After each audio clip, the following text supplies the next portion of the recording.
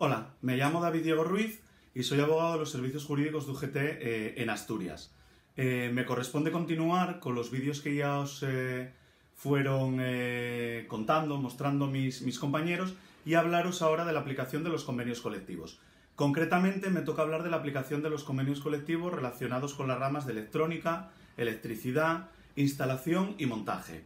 Básicamente en Asturias, y a salvo de aquellas empresas que tengan un convenio colectivo propio, convenio colectivo de empresa, y que sería de aplicación al conjunto de los trabajadores de la misma, son dos los convenios colectivos que recogen mayoritariamente todas estas ramas de actividad. Estaríamos hablando del convenio colectivo del metal del Principado de Asturias y del convenio colectivo de la industria auxiliar y el montaje del Principado de Asturias. Por lo que respecta al convenio colectivo del metal, son varios los aspectos de los cuales os querría hablar. Ni que decir tiene que el convenio colectivo es el documento base que recoge, que regula las principales condiciones de trabajo entre el trabajador y la empresa. Cuando nos referimos a las principales cuestiones de trabajo, nos estamos refiriendo al tiempo de trabajo, hablando principalmente de la jornada y de los descansos o de las vacaciones. Hablamos de las condiciones retributivas, ahí hablamos tanto del salario base como de sus pagas, como de sus complementos, y hablamos de todo aquel bloque que constituyen los derechos sociales del trabajador: permisos, conciliación de la vida laboral y familiar, complementos salariales derivados de contingencias como la enfermedad, etcétera, etcétera. En el convenio colectivo del metal son varios los artículos que os quería destacar. En primer lugar, os quería hablar de la jornada. El convenio colectivo del metal regula una jornada de 1.736 horas al año, es decir, es un convenio colectivo que ya regula en su propio contenido cuál es la jornada máxima en cómputo anual. Si bien no entra estrictamente en la distribución de la misma, sí nos dice cuál es el número máximo de horas que un trabajador podría hacer al año y a partir del cual se estarían realizando horas extraordinarias. Como particularidad también a la hora de hablar de la jornada, en el convenio del metal debemos hacer referencia a que el mismo artículo regula la posibilidad de que las empresas se reserven un porcentaje de horas de esa jornada máxima anual, de 80 horas anuales, que la empresa podrá en un momento dado distribuir de una forma irregular, es decir, de una forma diferente a lo que se distribuye el resto de la jornada ordinaria del convenio colectivo. Eso sí, respetando una serie de reglas en materia retributiva, en materia de preaviso y obviamente respetando los descansos entre jornada y jornada y el descanso semanal. El convenio colectivo del metal tiene también una regulación propia y específica en materia de vacaciones, de la que podemos destacar dos o tres rasgos característicos. En primer lugar, que este calendario vacacional debe fijarse de mutuo acuerdo entre la representación de los trabajadores y la empresa. En segundo lugar, que no es posible el fraccionamiento de las vacaciones salvo mutuo acuerdo entre las partes. Y en tercer lugar, que el convenio colectivo determina que la retribución en periodo vacacional debe representar la media normal o habitual de los conceptos retributivos que viene percibiendo el trabajador. Del convenio colectivo del metal del Principado de Asturias podemos hacer también referencia a lo que serían las retribuciones. Es característico y propio de este convenio que sus retribuciones, los diferentes conceptos retributivos, se devengan de una forma diferente. Hay conceptos retributivos como el salario base o el plus convenio que se abonan por día natural, mientras que hay otros conceptos salariales como el plus de asistencia que se abonan por día efectivamente trabajado. Digamos que la retribución distingue conceptos retributivos por día natural y conceptos retributivos por día trabajado, conformando finalmente todas ellas la retribución total del trabajador.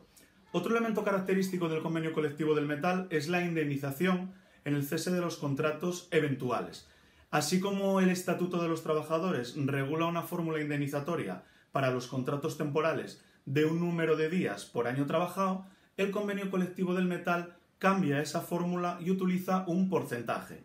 Concretamente, el convenio colectivo del metal abonaría a la finalización de un contrato temporal el 12% del total de las retribuciones percibidas por el trabajador durante la vigencia del contrato.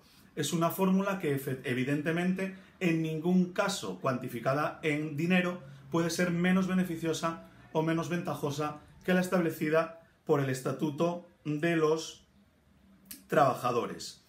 Un elemento importante que ha regulado el convenio del metal y que están regulando también otros convenios colectivos, según ha ido variando la realización de su actividad principal, y me estoy refiriendo concretamente a todas aquellas empresas que en un momento dado han empezado a basar una parte de su producción en el trabajo en el exterior, entendiendo por el exterior fuera de España. Bien, estos son lo que se llaman los trabajadores transnacionales. Pues bien, el convenio del metal en los últimos años ha ido regulando poco a poco esta figura, una vez que la misma se hacía cada vez más presente en el día a día de las empresas, para dotar a los trabajadores que prestan servicios fuera de España de un marco legislativo más seguro y más garantista en la prestación de ese servicio. De esta manera se han regulado, entre otras cosas, los preavisos mínimos necesarios antes de enviar a un trabajador a trabajar fuera de España, las compensaciones en descansos a la vuelta al territorio nacional, elementos tan importantes como la elaboración de protocolos de mutuo acuerdo para ayudar al trabajador a realizar la tributación fiscal de una forma correcta y adecuada, dado que el trabajo en el exterior, si supera un determinado número de meses, conlleva una doble tributación, la tributación en España y la tributación en el país en el que se han prestado los servicios, y así otra serie de aspectos que se han hecho cada vez más presentes con la generalización de este tipo de prestación de servicio en el convenio del metal. Otro elemento importante en el convenio del metal sería la existencia de los fondos asistenciales.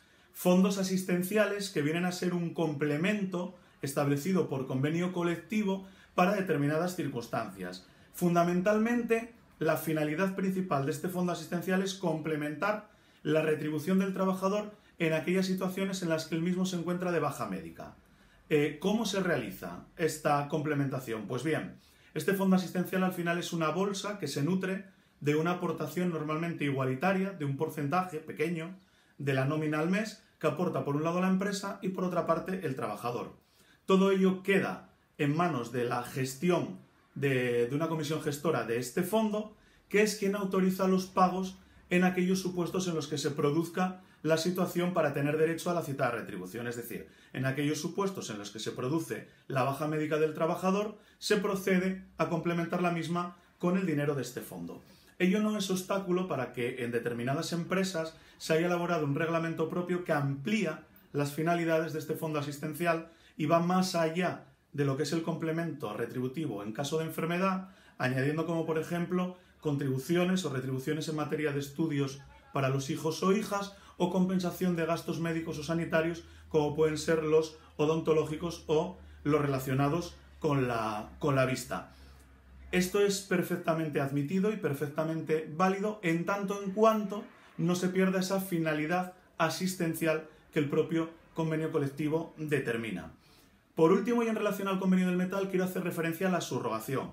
El convenio colectivo del metal recoge la subrogación, pero se trata de una subrogación parcial, que va ligada o vinculada únicamente a aquellas contratas o contratos en administraciones y empresas públicas. Fuera de lo que son administraciones públicas y empresas públicas, el convenio del metal no garantizaría una subrogación con carácter general en el caso de una sucesión de empresas. Introduzco aquí la otra figura o el otro convenio del que os hablaba, que sería el segundo convenio más típico, como es el convenio de la industria auxiliar y el montaje del Principado de Asturias, únicamente para hacer referencia a dos cuestiones. En primer lugar, en cuanto a su ámbito de aplicación, es un convenio muy específico y muy concreto, que se aplica básicamente a todas aquellas actividades de instalación, montaje o actividad auxiliar en una empresa principal, siempre y cuando esta empresa principal pertenezca a la rama del metal. Y pertenecen a la rama del metal aquellas empresas que así expresamente aparecen determinadas en la ordenanza siderometalúrgica. ¿De acuerdo? Esta es la particularidad que conllevaría o implicaría la aplicación del convenio colectivo del montaje y la industria auxiliar. Es verdad o es cierto que es un convenio colectivo que tiene unas condiciones retributivas superiores a las del convenio del metal y luego tiene una particularidad propia y muy específica, que es que sí contempla la subrogación total. Es decir, aquellos trabajadores que se encuentran bajo el ámbito de aplicación del convenio colectivo del montaje y la industria auxiliar, en caso de que se produzca una sucesión empresarial, tendrán derecho sí o sí a ser subrogados siempre y cuando formen parte de la plantilla de la empresa cesante para pasar a formar parte de la empresa entrante.